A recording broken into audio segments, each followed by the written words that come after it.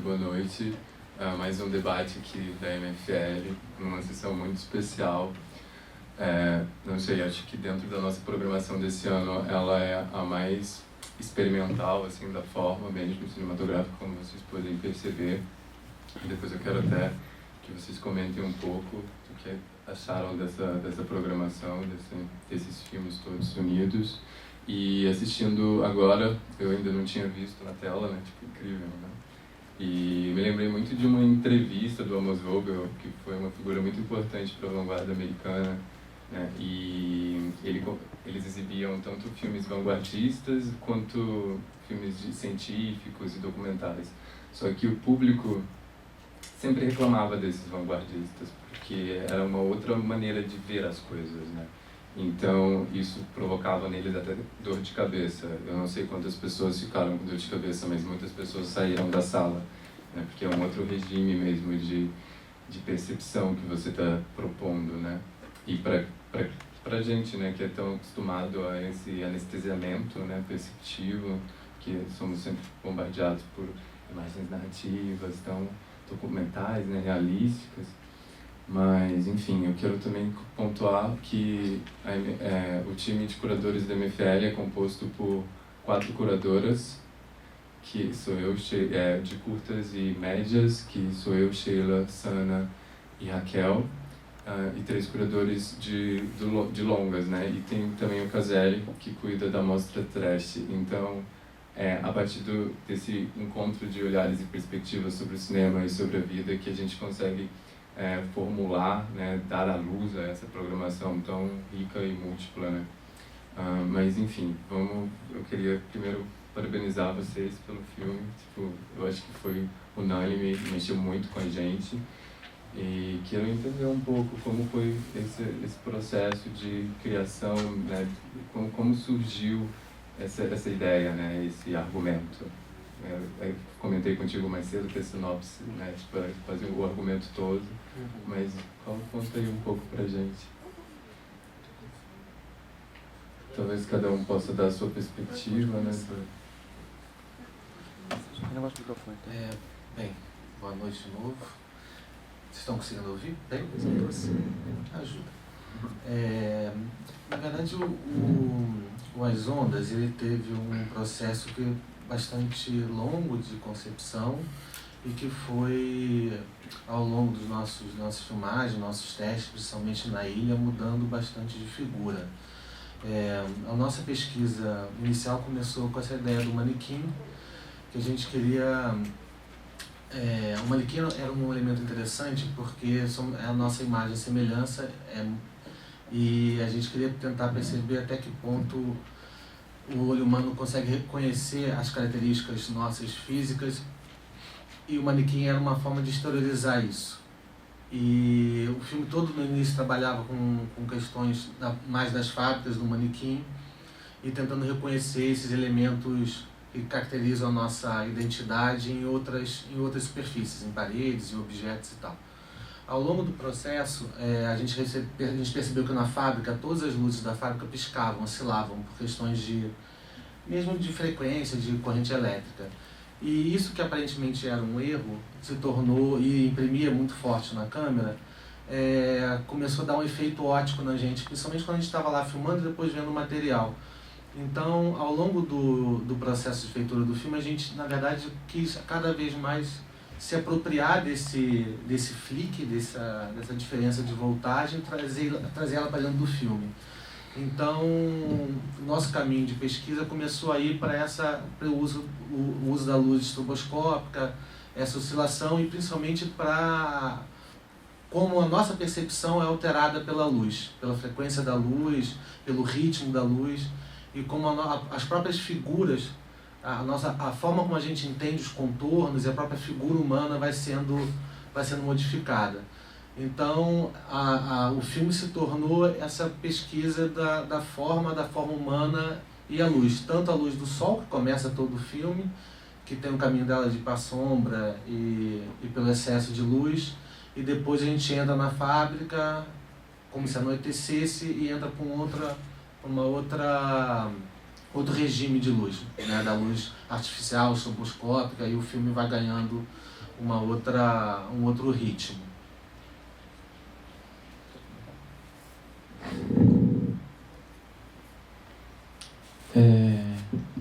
Na verdade, como o Léo falou, a gente, para chegar até aí, tem um caminho bem comprido, que passa inclusive por esse lugar aqui, que há uns anos teve uma exposição de um artista que eu acho que é em inglês, chamado Anthony Gormley. Ali, na verdade, eu tenho um catálogo que o CCBB editou, e a gente voltou às ideias. Ele trabalha muito com a convenção da forma humana, enfim, em diversos contextos, decompõe e compõe aquilo. Isso fez parte do nosso estudo para chegar no filme. Inclusive, o filme, a gente tem um blog, uma página no Facebook, onde a gente compartilha um monte de coisa, porque a gente escreveu muita coisa, assim. É um filme que partiu é um filme que nasce muito de ideias conceituais. Como o Léo falou, essa ideia em relação à forma do manequim e essa figura vazia porque o nosso olho não distingue o que é vazio e o que não é vazio, né? Se eu vir alguma forma aqui na minha visão periférica, eu vou achar que é uma pessoa, eu não sei que é um manequim. Então, digamos, na verdade, talvez uma semente, assim, um germe desse filme, da emoção que nos conduziu, eu acho que é essa coisa de olhar para o manequim como uma escultura muito verossimilhante, que tem uma espécie de... no fundo, é um jogo entre a nossa consciência, que sabe que aquilo não é uma pessoa, mas um pouco o nosso corpo, ele sente que aquilo é. Tem um certo curto-circuito, uma polaridade da percepção que, de alguma maneira, é um mote de trabalho nosso, assim, de fazer variar um polo de reconhecimento e não reconhecimento. E eu acho que o filme deseja caminhar para... Tanto que quando ele vai se aprofundando em certos procedimentos de oscilação e tal, acho que ele deseja caminhar para uma perspectiva menos racional da apreensão e tal. Tanto que aqui até a imagem hoje estava bem contrastada, deu um efeito óptico mesmo na vista, e é bem isso que a gente... parte do nosso desejo é tentar uma apreensão fisiológica também do processo de exibição, e ele, em alguma medida, é um trabalho... eu sinto assim, um pouco site-específico, assim, no sentido que ele precisa dessa sala, de uma sala como essa, e dessas caixas de som, e de uma projeção como essa, para uma quantidade de luz que seja maior do que a gente, e que gere uma espécie de ambiência. E, no fundo, eu também sempre gostei muito da ideia da lâmpada do projetor estar projetando uma outra lâmpada aqui, um pouco esse jogo de espelhamento e tal, entre um certo mundo maquinário. As ondas também mostram um pouco um mundo sem nós, digamos, humanos, assim. A gente é um pouco... Tem uma sensação que eu acho interessante da gente aqui, como espectador sentado na cadeirinha, ser um pouco estrangeiro a esse universo e tal. Mas, enfim, a gente poderia falar... É um filme que tem várias ramificações. Ele começou como uma parábola mais ligada a um universo religioso. Ele se chamava Éden, tinha uma jogada com Gênesis, que isso foi caminhando. E, na verdade, na montagem, a gente fez isso que o Léo descreveu, que foi uma espécie de... E a gente filmou, para esse filme a gente filmou muita coisa, bastante diferente, mas a gente, uma hora, queria buscar um centro no momento de deriva da montagem. O centro que a gente escolheu foi essa falha técnica da iluminação, que nos deu um certo mote de trabalhar sobre a variação mesmo. Então, enfim, a coisa da onda, enfim, a gente quis fazer um projeto mesmo, assim, fazer uma espécie de drama, um drama material, enfim.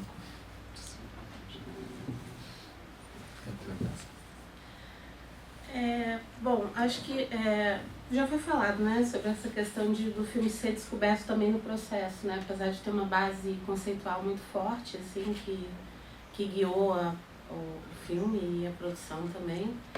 Tem essa coisa dele também ser das descobertas do processo, né, que é muito interessante nesse filme. E a gente está fazendo um outro filme que também tem isso.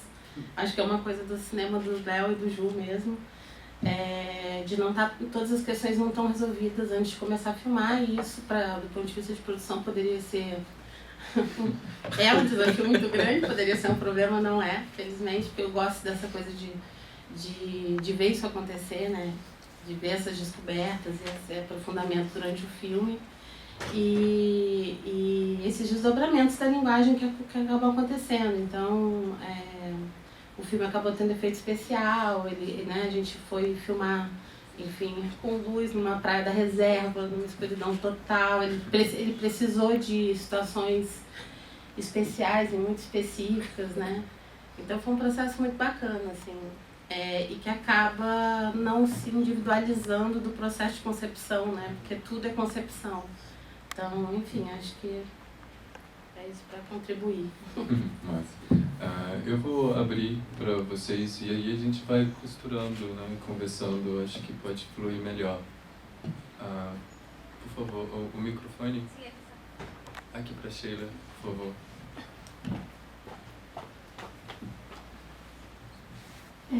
Bom, vou ser bem rápida. É verdade o que Diego falou, que até o momento, para mim, era talvez a experiência que seria mais estética daqui, da SPAN.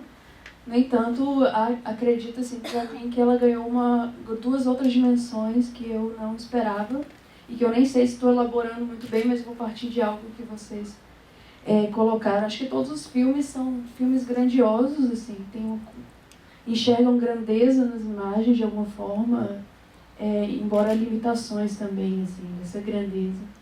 E desconfiam um pouco disso também. Acreditam e desconfiam.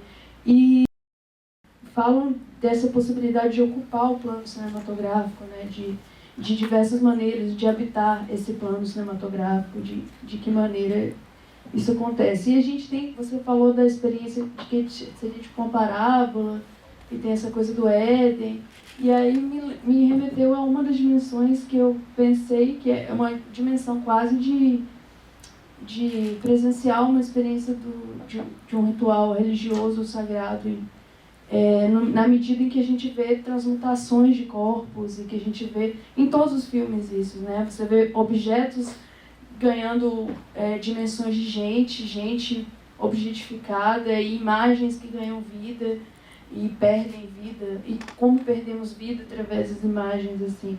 Eu queria saber, de maneira bem pontual, de que maneira vocês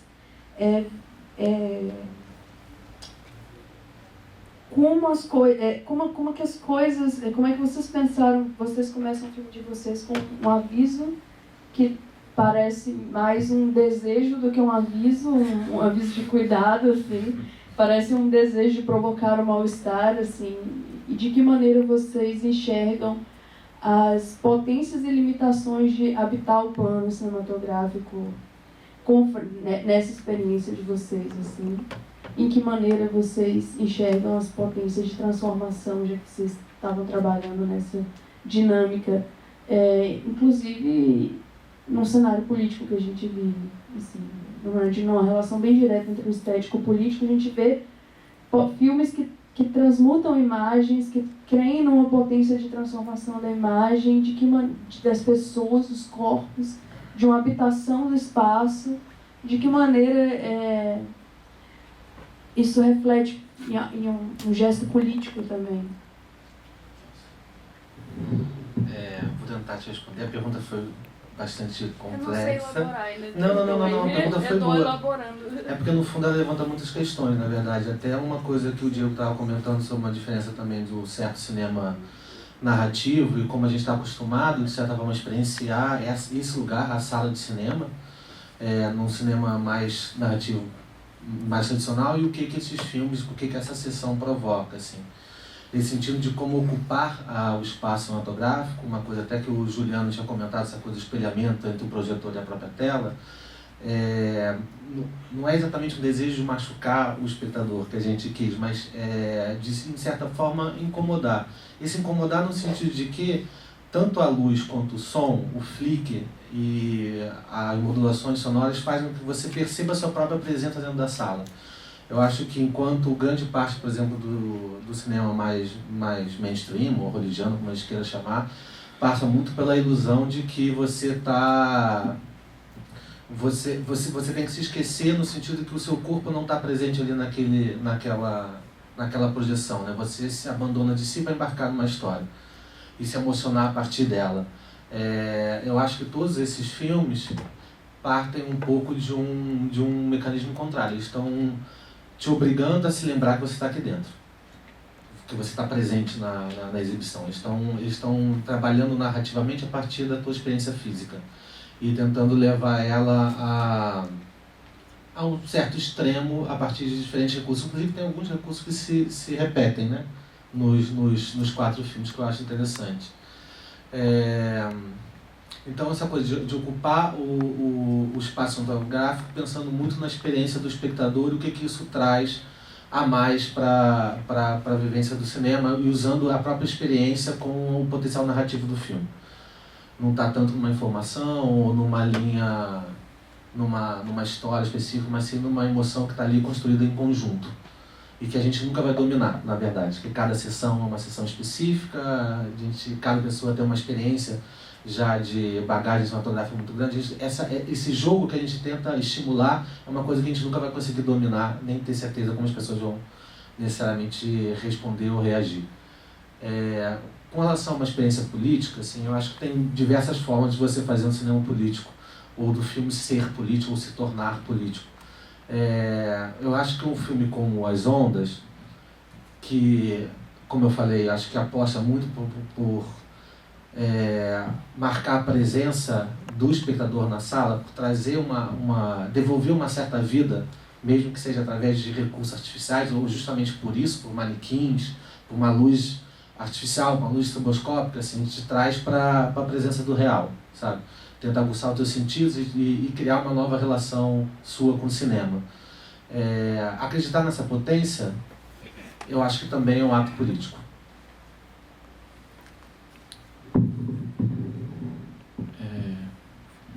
Você achou que a cartela é tipo uma provocação? Porque a gente botou... porque a gente pesquisou assim, e tem pessoas que realmente têm essa questão de saúde mesmo. A gente hesitou bastante, porque eu acho que de alguma maneira eu sinto assim que não faz exatamente bem para a dramaturgia do filme a gente avisar isso antes. Mas era uma perspectiva bastante de quem tivesse esse problema mesmo não se expor ao risco. Assim, se pudesse eu não botava, mas eu acho que é imprudente em relação à saúde das pessoas.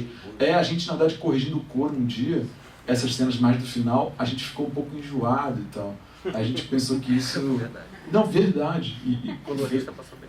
Mas aí, de fato, como não tem neutralidade, isso vira uma espécie de peça dramática que eu estou avisando para vocês que alguma coisa vai se intensificar e tal. Mas a gente não teve muita saída. Mas você buscou uma questão fisiológica, uma resposta fisiológica do público, inclusive. Pode ser uma busca inconsciente até, do incômodo, né? Mas um ataque epilético. Ataque epilético não nesse nível, entende? Mas é um desejo de provocar um incômodo, inclusive físico. E como isso estava lá, a gente se preocupou com a cartela, na verdade foi uma consequência. Então é um aviso e um desejo. Eu não sei se é. Eu não sou um grande fã da palavra incômodo, mas eu acho que é uma espécie de deslocamento do nosso lugar perceptivo, assim, que você possa alterar assim, um lugar de percepção. E no fundo é dizer que esses buracos, essas coisas moles que a gente tem e serve para um monte de coisa, serve para mais coisa do que a gente usa. Então, sabe? Não é exatamente... É mais exercitar possibilidades, experimentações do corpo nosso orgânico e do próprio corpo das máquinas também, porque aqui até o som estava bacana assim, mas a gente gosta, é uma situação interessante para o filme, quando as caixas de som começam a dar um pouco de saturação e tal, como se a situação ideal técnica de exibição para o filme é como se tudo, tanto o corpo orgânico e inorgânico, caminhasse para uma certa zona de excesso um pouco, sabe? A projeção desse um pouquinho de problema, a caixa dá um pouquinho de problema, sabe? É interessante as zonas de... uma espécie de saída do lugar médio, né? Porque em relação às máquinas, né, as máquinas têm muito isso, elas vêm com com manuais e os fabricantes falam sobre como a gente deve usá-los, mas as máquinas servem para muito mais coisa do que os fabricantes nos recomendam. E a gente também. Então, acho que parte do partido do filme é um pouco em direção a esses usos sei lá, usos não convencionais das máquinas orgânicas e inorgânicas, entendeu? Acho que isso é parte do... Isso talvez responda obliquamente a sua questão política, assim. Mas eu acho que...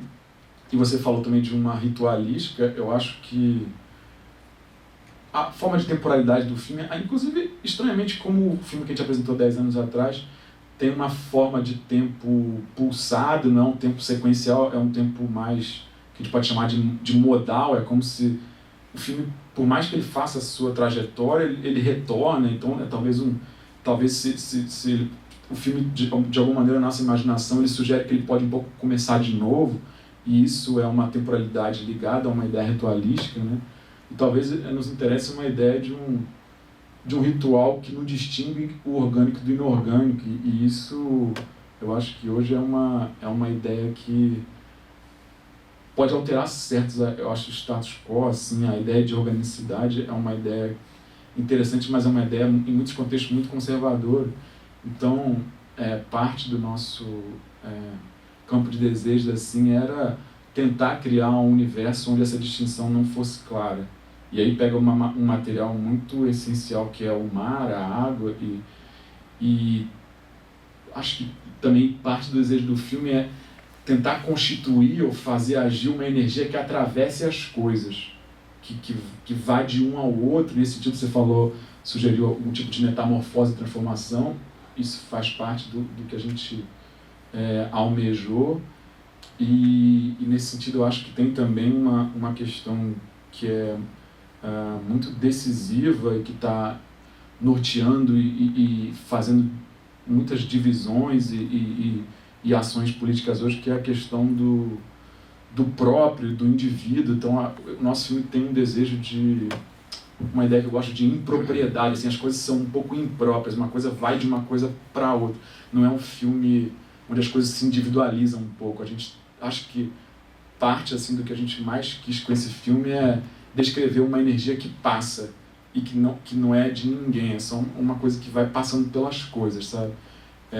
Então acho que tem uma defesa de algo que existe, mas que atravessa, entendeu? Que não fica encerrado num corpo, alguma coisa que não pode dizer eu.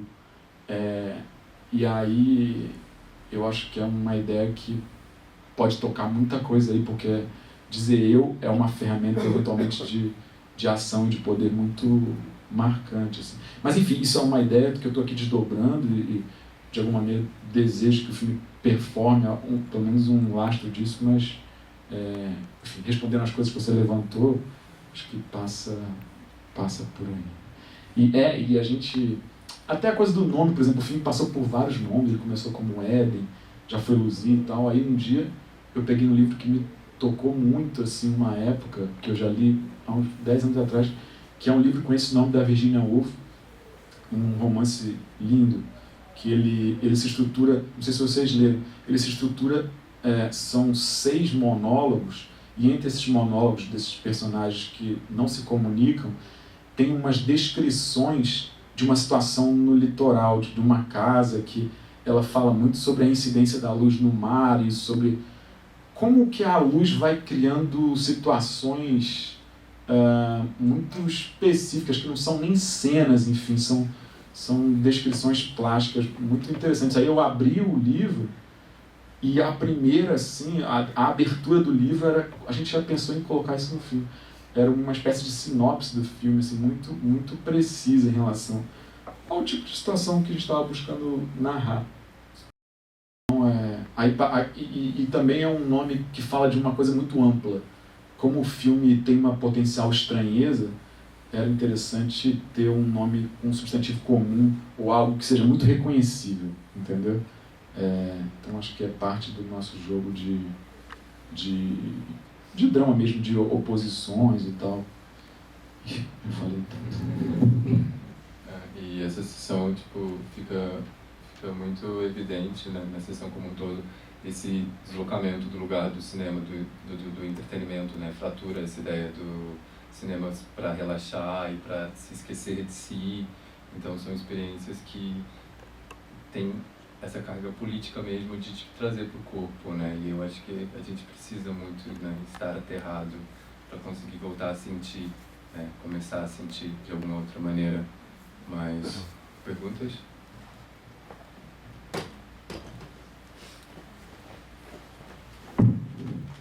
No nosso caso, eu acho que é uma relação ambígua com isso. Eu acho que tem uma alienação, uma vontade de lembrar de si, mas como o outro também. Enfim, eu acho que tem uma variação. Mas sim. Porque eu também não quero que... porque também fica parecendo com uma oposição simples que a gente quer que seja uma coisa muito áspera e tal. E ao mesmo tempo, eu acho que tem um esquecer-se. Eu acho que tem muitas formas de se esquecer. Tem um pouco a ver com isso, assim, no sentido que dos 3 últimos filmes eu comecei a achar os filmes com muitas referências. Comecei a achar os filmes meio de ficção científica, de fantasia, né? O primeiro filme que parece que é uma viagem no tempo, aquela viagem do farol, né? Depois tem um filme que tem aquele ser estranho em Marte, sei lá. Comecei a viajar em filmes sci-fi mesmo, né? De ficção, fantasia. O filme de vocês também, em vários momentos, assim, um suspense muito grande, né? Você fica numa expectativa, que eu achei até narrativo, no certo sentido, no sentido de você, que o objeto era a lâmpada, o objeto era o mar, o objeto era aqueles robôs lá, os humanoides, enfim. Eu vi toda uma relação, assim, ao mesmo tempo, com um subconsciente do cinema, assim, né? E de um cinema narrativo, de um cinema clássico, ou um cinema de fantasia, sabe? Se vocês tiveram referências nesse sentido, vocês tiveram algum tipo... Aquele momento que o rosto está pegando fogo, por exemplo, eu fiquei assim, achando que eu tinha visto aquilo... Fahrenheit. Lugar. Fahrenheit. Blade Runner da vida, assim. Nossa. Só comentando uma coisa que eu achei interessante na sessão, que tem alguns elementos que voltam, né? Por exemplo, o farol está nos 2 filmes do meio. Tem uma referência sobre, pelo menos nos 3 últimos filmes, a importância da luz. E né? Rumo ao Farol da Virginia Woolf. Exatamente. Total. E objetos iluminados. Braços de manequim também. Braço de manequim no... Braço de um bebê de manequim também, inclusive. Frequência. Não, super bonito. Frequência. Então, acho que tem vários... Por acaso tem elementos que se... E a própria repetição do Confidente também, né? Da imagem de arquivo, que é uma coisa que a gente não faz exatamente, mas que a gente também está querendo brincar com essa modulação, né? São formas diferentes de pensar pensar modulação e a própria pegada da luz mesmo nos 3 filmes. A gente teve algumas referências, especificamente a cena do fogo. Na real, a gente não sabia como é que ia ficar. A gente precisou, na verdade, de uma quantidade de fogo enorme para conseguir derreter esses manequins, que eles são de fibra de vidro, que é um material resistente a fogo. Então, e também não tinha muitos manequins para se queimar. Então, foi meio que uma descoberta na hora. Mas a nossa ideia, como a gente estava trabalhando sempre em querer forçar a barra para constituir uma forma, ou reconhecer uma forma, ou ficar brincando com isso, a nossa ideia, na verdade, que no final do filme essa forma se perdesse, né? Que ele fosse derretido, a forma fosse se perdendo para voltar na forma da água e aí se unir com o início do filme, né? A água como o início, o princípio de tudo, assim como o fogo. Então daí também tem um pouco essa coisa de ser uma... Né? Exato. Ser aí uma volta aí com uma certa leitura um tanto religiosa e talvez um tanto narrativa. Mas acho que também essa coisa também de referências, o primeiro cinema, assim, algumas experiências do Eisenstein com montagem, desses filmes aí do início do século XX, foram bastante importantes para a gente. Também o cinema, acho que até não pode falar mais, o cinema da década de 60, até que o Diego já comentou aqui, de experimentação da década de 60 norte-americano, tem algumas referências nesse sentido, sim.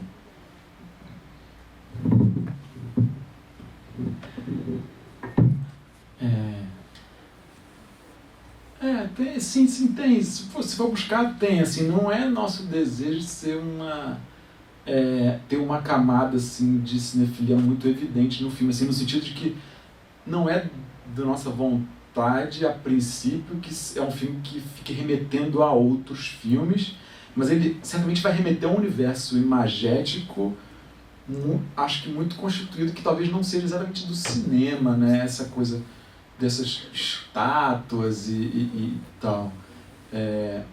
Mas, enfim, né? O manequim é um objeto ali que o começo do século XX, os surrealistas usaram pra caramba, né? Então, a gente tá puxando linhas assim que a arte já buscava há um tempão. E tem também, enfim, desde o Kubrick ao Hans Richter, tem uma série de filmes com essas figuras e tal. Mas, no fundo, não é um filme... Acho que isso talvez seja uma característica até do nosso trabalho, assim, tão enraizado no próprio cinema. Mas a gente viu o Canto Chileno do René, a gente viu coisas, o filme do Michelangelo que o Antonioni fez no final da vida. Mas, sabe, assim, dentre uma genealogia produtora do filme, coisas de arte plástica, talvez tenha um trabalho do Olafur Eliasson, que estava lá no Inhotim, que é tipo uma cabaninha com uma fonte de água com uma luz oscilante, e que aí o efeito óptico, não sei se alguns aqui já viram, como fica uma fonte de água e uma luz piscando, o efeito óptico é que os instantes de luz formam contornos com a água se solidifica. Esse é um trabalho que ele norteou, de certa maneira, a concepção do filme. A gente buscou trazer um certo jogo ótico, e aí explicitando uma coisa que eu acho que tem a ver com o que o Léo falou, e tem a ver com o que a gente já falou, que é um problema do contorno mesmo, assim. Aí eu acho que tem até a ver com o que o Diego falou sobre se esquecer e sobre ser você mesmo, assim. Eu acho que parte do desejo do filme é um pouco tensionar esse problema do contorno, assim, o que faz a gente constituído, o que fura esse negócio, sabe? Então, talvez... porque no fundo eu nem faço tanto essa distinção cinema e arte plástica, assim, mas o tipo de imagem, assim, que norteou a gente, que esteve sempre perto na formação do filme, né, nas filmagens e na formulação geral, foi um tipo de imagética, assim, que tensiona o problema do contorno, do reconhecimento, sabe? No fundo, dá para pensar que é uma parábola sobre identidade, sobre a tensão de ser uma coisa só, sabe? Então, assim, a gente viu filmes e tal, e ficamos pensando, né, essas coisas mesmo, porque ao mesmo tempo era muito legal. A gente começou falando aqui, a Sá falou e tal, do nosso modo de trabalho era muito interessante, talvez seja uma informação legal, assim, que muitas vezes o set éramos nós três, e no campo, assim, solto, foi uma experiência de filmagem muito calma em geral, e com esses modelos muito dóceis e obedientes, que a gente andava por eles e buscava uma imagem, podia buscar... Eu acho que parte do que o filme se tornou tem muito a ver com essa maneira de trabalhar, de poder parar e ver aquele problema, ver o que era um defeito, poder ter um espaço vago para poder perceber isso e investir nisso, assim, sabe? Porque eu acho que em certos modos de trabalho e certos modos de organizar um set de cinema, uma produção de filme, talvez esse tipo de movimento seja uma coisa impensável, assim, de você perceber uma coisa e esse pequeno acidente se tornar o centro do trabalho. Então eu acho que o que o filme se tornou tem bastante a ver com o tipo de organização que a gente fez, assim, até às vezes estavam nós dois, cada um com uma câmera, assim, mas era uma coisa muito de poder flutuar pelo ambiente, descobrir coisas e parar. Eu particularmente gosto de trabalhar também bastante sem a câmera e ver uma coisa, procurar uma coisa, estar no set. Então, já mudei um pouco de assunto, mas no fundo é o mesmo. Mas eu só queria falar dessa experiência de trabalho, assim, porque é algo que me toca. Eu acho que esse trabalho teve isso. Eu acho que, enfim, acho que todas as artes têm que pensar nisso, nos modos de trabalho. E o cinema, eu acho que a Mostra no Livro é interessante como um lugar de resistência e de pensamento sobre outros modos de se organizar as coisas. A gente pensou muito nesse trabalho e nesse outro agora que a gente já está fazendo, de como formar uma equipe, como formar um plano de filmagem, como formar um set, que tipo de organização, que tipo de espaço se deixa para perceber coisas, para não perceber, o quanto você fica agulhado no set, quanto você não fica, o quanto você pode perceber uma coisa.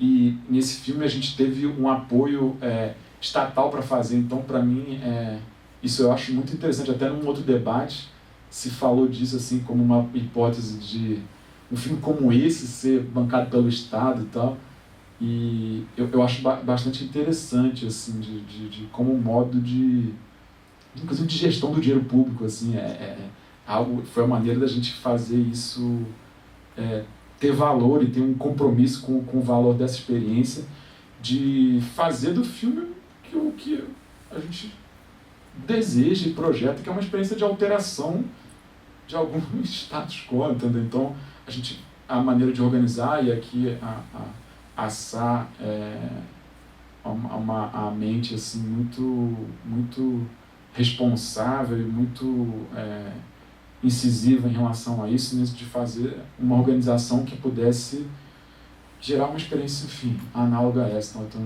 foi algo muito interessante para mim, porque eu especificamente fiz faculdade de cinema uns 10 anos atrás e tal, aí eu fui ser tipo terceiro assistente num longa grande.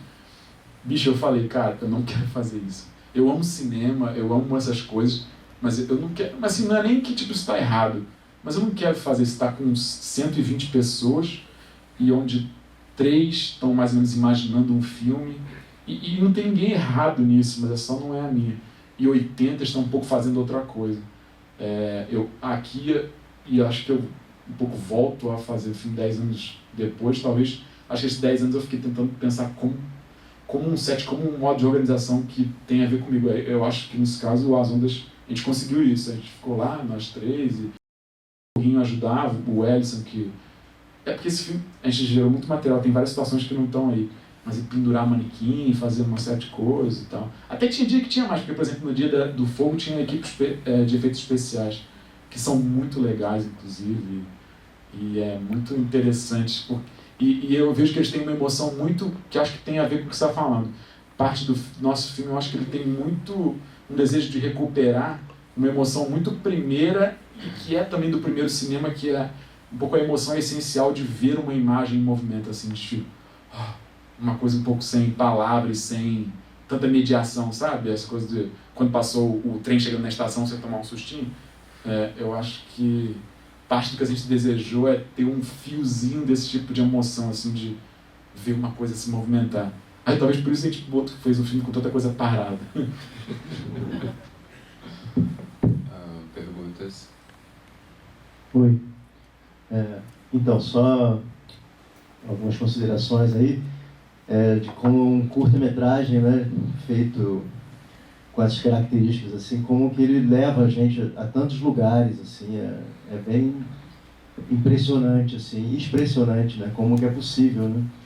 A gente cansa de ver, eu nem canso, que no caso eu nem vejo longas, assim, comerciais e tal, mas a gente vê tantos filmes que não dizem nada, custam tanto, né, não dizem quase nada, querem só grana, quando conseguem grana, né, incrível, né, mais um paradoxo do nosso cinema industrial. A Ancine investindo tantos milhões, né, para conseguir uma merrequinha do mercado, né, enquanto uma porcentagem mínima desses milhões poderia ajudar tanto o circuito alternativo, né, de cineclubes, filmes com essa pegada assim, mais poética, que claro que a Ancine, né, não quer saber disso, tem outros interesses, mas eu achei curioso quando você coloca ali o filme, né, bancando, patrocinando. Eu queria saber um pouquinho melhor como que foi isso. Vocês entraram no edital da Rio Filme, ganharam o edital de curtas? Se foi isso, assim, como que aconteceu? Vocês colocaram um argumento para ganhar, botaram um roteiro? Vocês já tinham esse roteiro? Como que vocês conseguiram, né, participar e ganhar, né, porque um filme tão abstrato assim, a gente fica imaginando, né, como que o júri, né, da Rio Filme, como que eles conseguiram captar isso? Parabéns até ao júri, né? Porque foi uma visão, acho que não é muito comum, assim, né, nos editais, né? Dar espaço e grana para filmes com essa pegada, assim, não narrativa e tal. E só complementando, o que você... A gente que trabalha com cinema, tanto fazendo filme quanto com eventos, né, como esse, a gente tá, acho que assim, já é a nossa praia, né? Saber, sacar que, ainda mais filmes assim que não são com historinha, né? Entre aspas, início, meio e fim, não tem um herói, né? Não tem pontos de virada, né? Entre aspas, tem, né? Só que não tão lógicos, né? Isso é muito interessante porque o público tem uma experiência, como você falou, e outros também, todo mundo da mesa comentou de certa forma, a questão de se entregar ao filme como uma mágica, né?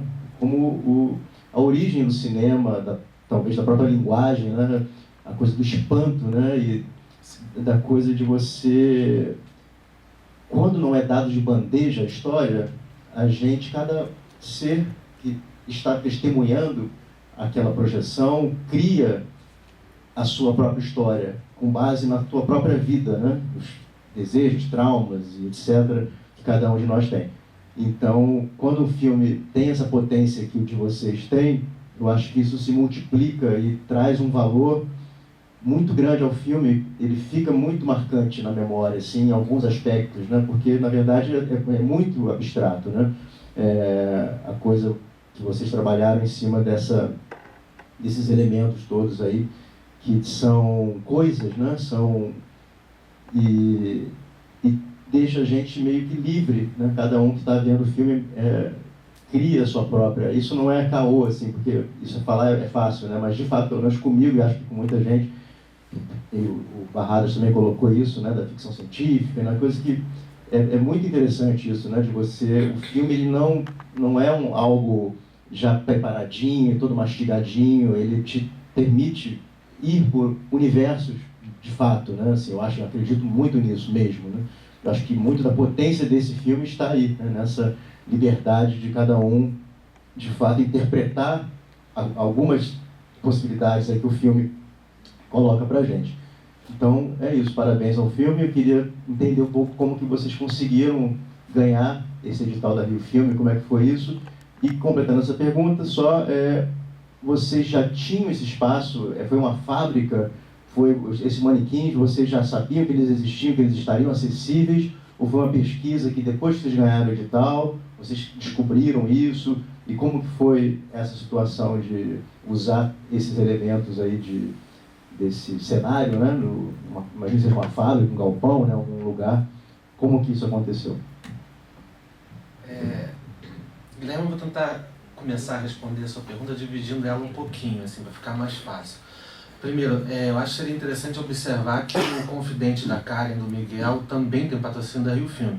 E é um filme tanto, ou até talvez mais experimental que o nosso.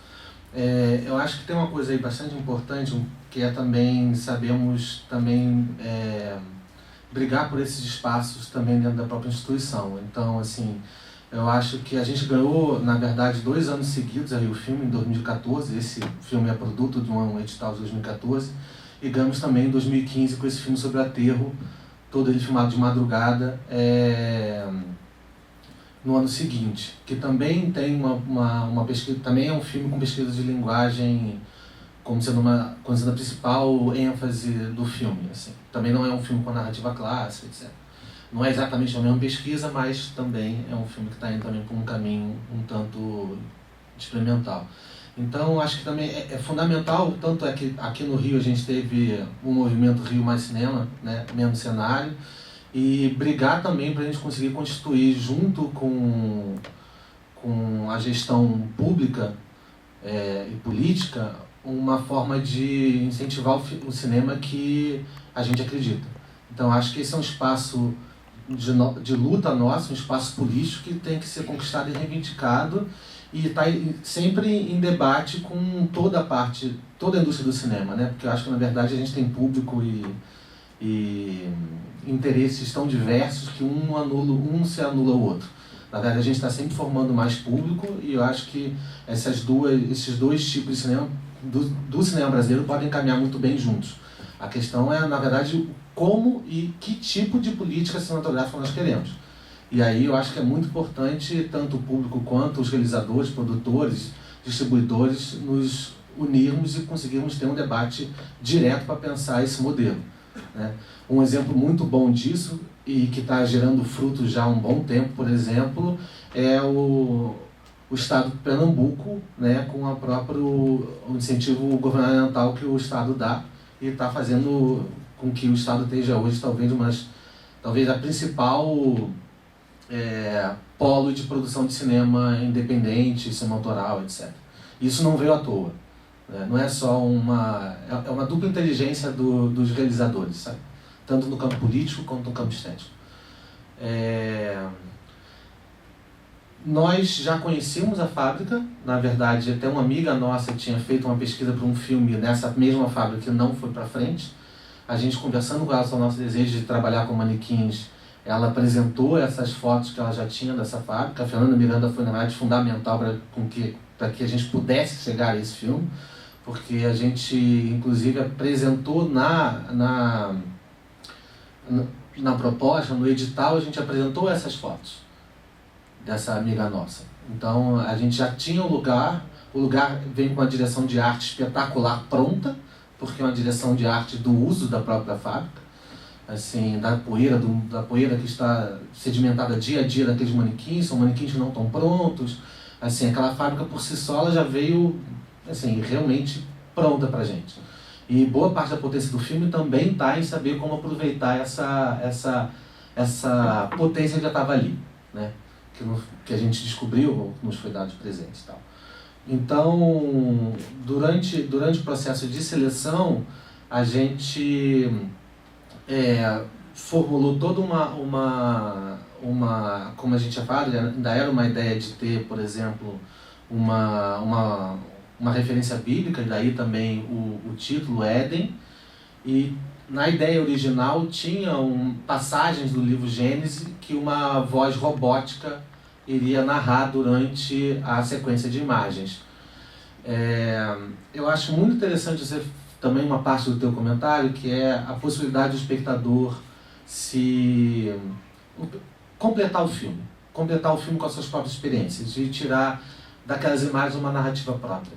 Eu acho que um dos principais motivos da gente ter abandonado a ideia do filme se chamar Éden, de ter uma passagem de Gênesis, de ter uma narração em off, foi justamente para a gente conseguir chegar nesse lugar. E a partir daí pensar, por exemplo, qual seria a sinopse que a gente iria usar, para não dar chaves de leitura muito marcantes para o espectador, por isso também o título. Então foi através também do longo processo de feitura do filme, a gente começou a pensar sobre isso também, de que forma a gente gostaria de se relacionar com o espectador. E a partir daí, que elementos a gente dá e que elementos a gente tira. Acho que... E sobre como é que vocês botaram um argumento, como é que foi esse processo? Uma coisa mais ampla, como é que vocês mandaram um projeto? A gente fez um pequeno ensaio imagético do que a gente queria com os manequins. A gente pegou essas fotos da Fernanda e editamos ela, recortamos, fizemos sobreposições de imagens uma atrás da outra, manipulamos mesmo as fotos da Fernanda, essa nossa amiga da fábrica, e desses manequins, como se fosse um material de arquivo como se fosse um pouco, de certa forma, o que a Karen fez no Confidente, a gente fez com as fotos da Fernanda. Um layout conceitual. Um layout conceitual, mas trazendo aquelas fotos para a estética que a gente queria com o filme. Então a gente, no layout conceitual, já tentou trazer, a gente fez isso nos 2 filmes, inclusive. Através de um layout conceitual, a gente tentou trazer para a comissão de seleção uma ideia do que seria a montagem. Entende? Por associações de imagem, contraposição de imagem, de como ajambrar essas imagens no próprio papel, como se fosse uma referência à tela branca do cinema. E a gente tinha uma linha um pouquinho mais narrativa a partir também desse texto do Éden. Não é que também a gente criou uma grande narrativa com esse texto do Gênesis, não. Mas tinha um caminho um pouco mais narrativo, talvez. E pode ter entregue, mesmo mudando o nome, mesmo mudando essas coisas. A gente pediu, não pode falar, mas a gente pediu autorização de mudar o nome, a gente manteve o tema, o filme sempre teve, dentro da sua defesa, mesmo durante o pitching, a gente também pensou muito esse filme durante o processo de pitching, que seria um filme sobre uma experimentação com base na pesquisa de imagens de manequins. Então a gente em nenhum momento feriu o que foi aprovado pelo festival. A gente só continuou a pesquisa, essa pesquisa foi levando a gente para um caminho um pouco diferente. Essa questão de você dar nova interpretação, de você... Na verdade, o direito autoral ele é garantido, né? Você não tem como nenhum órgão governamental te cobrar, dizer que a interpretação de determinado roteiro tem que ser de uma determinada forma, né? E é também senso assim, todo mundo sabe que o roteiro não é exatamente o que você vai filmar, não é exatamente... Um filme, ele muda durante o processo, né? E não é o que vai sair na hora da montagem também. Então a gente se vale também dessa prerrogativa para ficar livre na hora de interpretar um roteiro, de fazer uma nova versão do diretor e etc. Só que você o tempo todo tem que trabalhar, quando você tem um patrocínio, meio que como se esse patrocinador fosse um parceiro. Então a gente manteve uma comunicação com a Rio Filme, sempre justificando as alterações, o pedido de mudança do nome. Mas assim, existe justificativa para qualquer mudança no campo assim, na hora de você interpretar o seu próprio roteiro, você pode mudar o filme como você quiser, ainda bem, né? Então eu nunca ouvi falar de um filme que entregue pronto, na data, no prazo, tivesse sido questionado o quanto ele se distanciava do roteiro original. Nunca ouvi falar. A Ancine não pode ser uma agência que nem existe com a agência de publicidade, né? Assim, a relação não pode ser essa, né? Se a gente está ganhando justamente um dinheiro público para um edital que é de dinheiro não reembolsável, que é para pesquisa de linguagem, etc., ela não pode agir como um cliente com relação ao próprio projeto. E nunca trabalhei num filme também que o resultado fosse fidedigno ao roteiro apresentado. Porque nunca é, né? Então a questão é você usar essas mudanças a seu favor e justificar muito bem, assim, se você trabalha com pesquisa, você está realmente imerso naquele processo, você tem como justificar as alterações que você está fazendo, então é tranquilo. Esse documento, que a gente escreveu, tinha umas 8 páginas, assim, a gente falava sobre, enfim, as ideias que nos norteavam em relação ao roteiro dos acontecimentos, a fotografia, a montagem, enfim, não tinha um roteiro preciso, mas tinha uma descrição do que nos amparava como eixos de trabalho. O Gui falou de um monte de coisa, eu acho que tem uma coisa que eu acho que toca a gente, toca esse problema que a gente está falando, que é uma espécie de... que hoje para mim é uma questão muito forte, que eu acho um nó a se mexer nele, que é uma relação entre talvez política e aí no caso política, Estado e literalidade, que eu acho que é uma coisa muito confundida, como se o Estado só conseguisse se comunicar por literalidade, e isso é uma mentira, porque, enfim, Kafka, todo mundo está falando isso já há muito tempo, a língua do Estado ela é muitas vezes muito abstrata, e a gente hoje, no sistema de financiamento via edital, você vê o quanto isso é, em muitos contextos, um mecanismo excludente, né? Enfim, a gente escreveu um projeto de filme que pôde conversar com o Estado também porque, enfim, a gente é universitário e tal, eu faço pós-graduação, então de alguma maneira eu tenho acesso a uma espécie de língua do Estado, eu posso dialogar com ele e o eventual abstração que o resultado do filme evoca, eu não acho que de maneira nenhuma se opõe a uma espécie de nexo de comunicação com o Estado mesmo. Eu acho que isso muitas vezes há uma certa confusão e uma cobrança que o investimento público só gere resultados que dependem de uma ideia de literalidade, entendeu? Onde tudo seja plenamente reconhecível, onde as coisas estejam organizadas de antemão. Então, eu acho que hoje muitos nós políticos parecem se degladiar com esse problema de uma espécie de política, divisão dos poderes e das possibilidades com a literalidade. Então, nosso filme tem uma vontade de mexer com isso. É importante a gente lembrar que o resultado do financiamento desse filme é de uma linha de curta-metragem documental de 60 mil. Então, pensando num bolsão de financiamento estatal, digamos, a linha com menos aporte de dinheiro. Então, estrategicamente, onde, digamos, a instituição inteira corre menos risco, Por exemplo, eu não escrevi para eles um projeto de longa-metragem com esse tipo de busca, que precisaria de um aporte financeiro maior. Eu não sei que tipo de resultado a gente teria. Nesse caso, a nossa produtora é uma produtora muito nova, quando foi lançado As Ondas. Então, pensando em termos de política estatal, eu acho que é talvez a linha onde o órgão financiador ali se permita uma abertura para esse tipo de coisa. E talvez um campo que a gente possa alterar seria pensar em linhas com mais aporte financeiro, se isso, um tipo de busca, enfim, de projeto artístico como esse seria possível. Eu tenho alguma desconfiança pelos resultados, mas ao mesmo tempo seria indigno da nossa parte dizer que a gente, enfim, a nossa relação com a Rio Filme durante todo o processo foi muito correta, durante todo o desenvolvimento do projeto, assim. Então a gente não pode de forma nenhuma fazer uma objeção em relação a isso, mas é preciso lembrar que eu acho que, pensando numa narrativa do Estado, digamos, eu acho que a linha do curta-metragem muitas vezes vai ser a linha de, na hora de você mostrar o resultado, dizer, a gente investe também aqui em projetos fora de certas convenções e tal. Então, essa coisa é preciso ter atenção nos dois polos, acho que não é nem tão céu nem tão terra. E até, enfim, de acordo com o que você falou, até em relação a essa coisa do tipo de comunicação do filme e tal, eu entendo o que você diz, mas eu também não...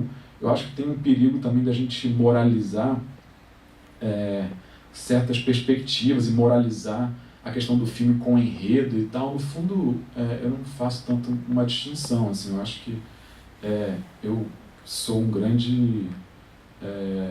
enfim, gosto muito de ver filmes com enredo e isso... De forma nenhuma eu faço uma hierarquia, assim. Eu acho que a gente tem que construir e trabalhar com os materiais que a gente tem. Acabou que com As Ondas a gente quis trabalhar com algo de apreensão mais direto, com um tipo de código mais visual do que um código da língua e tal, porque aí isso tira a questão do texto e tal, mas eu não acho que... Eu acho que eventualmente a gente pode criar um aprisionamento, assim, se a gente muito moralizar uma perspectiva de, por exemplo, um final aberto, uma espécie de indefinição de caminho e tal, no fundo, porque, enfim, eu acho que o que uma obra faz nunca está dado de antemão. Eu acho que ela tem que propor um jogo e, ao final, fazer esse jogo valer. E esse jogo pode ser, enfim, uma adaptação de um romance clássico, porque a patifaria toma várias formas, entendeu? Então não tem uma defesa prévia, sabe? Eu acho que enfim, falei que Sana, uma última pergunta. Eu queria perguntar sobre... A gente viu, acho que 5 filmes que são muito guiados, né, pelo trabalho de som, assim, o tempo todo. E o filme da Karen, inclusive, decompõe isso de uma forma muito interessante, a partir do momento que vai sobrepondo vai sobrepondo imagens com sons diferentes, ou mesmo som com imagens diferentes, e aquilo vai criando novas camadas de significação para imagens pouquíssimas, né, que ela tem ali no tempo do filme dela. E todos os outros filmes acho que são completamente guiados, e existe uma sinergia, uma sensação de que esses filmes foram feitos para esse som, ou que o som de fato foi feito a partir desse filme, e as coisas são muito bem engendradas, assim, acho que em todos eles, especialmente no de vocês, assim, que vai para uma coisa... Do Grivo também, o som da Clarissa, acho uma coisa incrível, mas o de vocês vai para uma coisa realmente que ele causa um impacto direto, físico, né? Até o Julião comentou, assim, de um desejo de que ficasse mais alto e mais distorcido ainda e tal. Eu queria saber onde que foi, assim, como foi a construção desse processo, se ele foi anterior às próprias imagens, ou se veio depois, se foi muito minimalista, se vocês cuidaram muito dos detalhes, ou se... Eu não consegui ver ali o nome de quem fez, mas como que foi que entrou esse som nesse filme? Quem fez foi o Fábio Andrade. Ele fez toda a parte de edição de som e depois também foi muito ativo na mixagem, que foi feito pelo Roberto Leite. Mas é basicamente uma composição, né? Uma trilha sonora mesmo, não só efeito sonoro, desenho de som, mas é musical mesmo, eu acho. Nesse sentido, o Fábio ser músico ajudou demais da conta. A gente não tinha técnico de som no set, por razões acho bastante óbvias, né? Assim, manequins não fazem barulho, e enquanto nós filmando fazemos muito barulho. Então, na verdade, a gente estava captando, se tivesse um técnico de som no set, estaria captando muito mais os nossos sons do que os sons do filme, provavelmente dito. A gente captou algumas coisas com um zoom, de um certo som ambiente, que serviram como uma primeira pesquisa de som, mas que depois a gente acabou até abandonando esse som, porque essa fábrica era do lado ali da Rua Bela, obrigado, Sabrina. Ali em São Cristóvão. Então tinha tem um elevado ali com um barulho de carro enorme. Quando a gente decidiu, por fim, atirar qualquer presença de carro do filme, acabou que a gente passou a também... Isso nos obrigou a partir de um desenho de som completamente feito na pós. E por pesquisas que a gente estava fazendo. Até a primeira versão de montagem, nós mesmos, eu e o Juliano, estávamos fazendo essa pesquisa, entrando no banco de imagem, entrando no banco de som livre na internet, baixando sons. A gente fez muita experiência também com sons com frequências muito agudas e principalmente muito graves, para ter uma ideia de como é que ficaria. A gente picotou sons de lâmpada, por exemplo, em frames de som e decompôs isso junto com as imagens. Isso foi uma coisa que a gente foi desenhando durante a montagem mesmo, até antes do filme ir para a edição de som. Porque, como você falou, assim, esse filme, as duas coisas têm que estar conversando muito bem. Elas foram feitas e pensadas juntas, ou melhor, foram experimentadas juntas. E o resultado da imagem está completamente junto do efeito que o som está carregando. Estava fazendo de lá. Ele vai montar o próximo de lá também. Está ficando especialista em trabalhar com o Fábio de longe, via Skype, essas coisas. Mas a gente trocava o projeto. Ele na verdade, é muito importante dizer que, na verdade, o Fábio, como editor de som, foi um grande montador das ondas, porque durante o processo, quando a gente ia mostrando para ele os cortes, e ele já ia mexendo, fazendo alguns testes, ele deu inúmeras e muito importantes sugestões de montagem. Inclusive, essa coisa de a gente recuperar a ideia da luz e voltar para o nosso desejo inicial, foi o Fábio que nos deu ao detonar o nosso corte anterior. Então, o Fábio teve uma importância nesse filme muito, muito grande. Não só de pensar o som, mas pensar o som narrativamente com relação à proposta do filme, conseguir se jogar e trabalhar muito bem dentro da nossa proposta, inclusive até abrir nossos olhos para o que a gente desejava originalmente. Foi uma pessoa que realmente teve uma contribuição para o filme enorme. E é isso, a gente tanto no Final Cut a gente teve uma mão muito pesada com o material filmado, alterando essas imagens, quanto com o som também. De distorcer, de fragmentar, de alterar a frequência, botar uma série de camadas em cima. A gente teve muito interferência nos sons que a gente baixou de banco de imagem. E a gente depois, até na mixagem, fez o caminho contrário. A gente começou a esvaziar de novo o filme, porque o filme estava com com uma massa de som muito cheia. E a gente achou que, na verdade, ele começaria a ter mais força na mixagem, tirando o som. E a gente só foi perceber isso na mixagem. Tanto é que a gente chegou a fazer um dia de mixagem, ficamos com essa coisa na cabeça, um dia só foi muito pouco, e a gente remarcou o outro dia de mixagem 2 meses depois. Porque a gente percebeu que, na verdade, o caminho era esse, era tirar. Tirar estava melhor do que ir colocando como a gente tinha feito inicialmente. Mas a gente só conseguiu perceber isso numa sala de mixagem, com som 5.1 e tal. Vou falar um pouquinho. Em termos concretos, Gabriel, boa parte dos filmes das mídias de som que estão no filme, eu e o Léo pesquisamos ou fizemos. A gente balançou umas plantas lá na casa do Léo e gravamos e buscamos algumas coisas, e o jogo com o Fábio foi um pouco ele tornar isso uma peça mais propriamente dita, e o filme tem um investimento rítmico mesmo, assim, bastante importante. E algo que a gente pensou muito na concepção sonora é que o que a gente pode chamar de cinema experimental, ele tem um certo tipo de tradição de sonoridade muito marcada, e que, em geral, essa tradição ela tem uma função muito forte de sublinhar uma dimensão de artifício, de, enfim, ruídos sintéticos e tal. Parte do nosso desejo foi tentar sair um pouco dessa apreensão que muitas vezes é muito automática, muitas vezes sobrecodifica muitos filmes. Então a gente tentou fazer um trajeto do filme que pudesse partir de uma espécie de naturalidade, de uma apreensão de um ambiente mais reconhecível, de uma ambiência mais reconhecível, para chegar no nível de alteração. Porque no fundo, esse filme, todo o processo, até quando eu ouvi o Léo falando, a procura sempre foi até que nível a gente estoura o contorno das coisas. E no som também, tipo, pega um som, até que nível de alteração ele continua sendo ele mesmo, sabe?